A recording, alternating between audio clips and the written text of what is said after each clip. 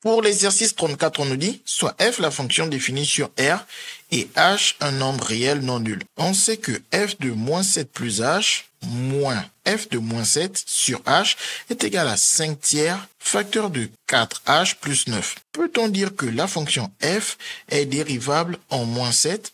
Si oui, déterminez f' de moins 7. On nous rappelle que f est dérivable en a si et seulement si la limite de son taux de variation entre a et a plus h, donné par l'expression suivante, appartient à R, c'est-à-dire que c'est un nombre réel et que, par conséquent, cette limite est finie. Et dans ce cas, son nombre dérivé en la valeur a est f' de a est égal à cette limite finie qui est un réel. Donc nous ici, en observant l'énoncé, quand on voit le f de a plus h, on voit f de moins 7 plus h, on comprend clairement que le a n'est rien d'autre que moins 7. Et à l'aide de cette expression f de a plus h moins f de a sur h, quand on regarde l'expression f de moins 7 plus h moins f de moins 7 le tout sur h, on reconnaît clairement le taux de variation de f entre moins 7 et moins 7 plus h. Et on nous a donné l'expression de ce taux de variation. Et donc nous on sait que il faut regarder si la limite de ce taux de variation est un réel et que c'est fini. Donc nous ici on va donc calculer la limite de ce taux de variation. Donc on reprend nos taux de variation et on écrit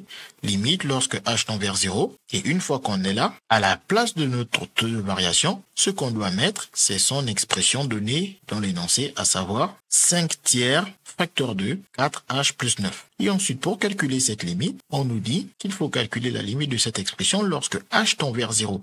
Donc, on a tout simplement qu'à dire que si h se rapproche de 0, cette partie se rapproche donc de 4 fois 0.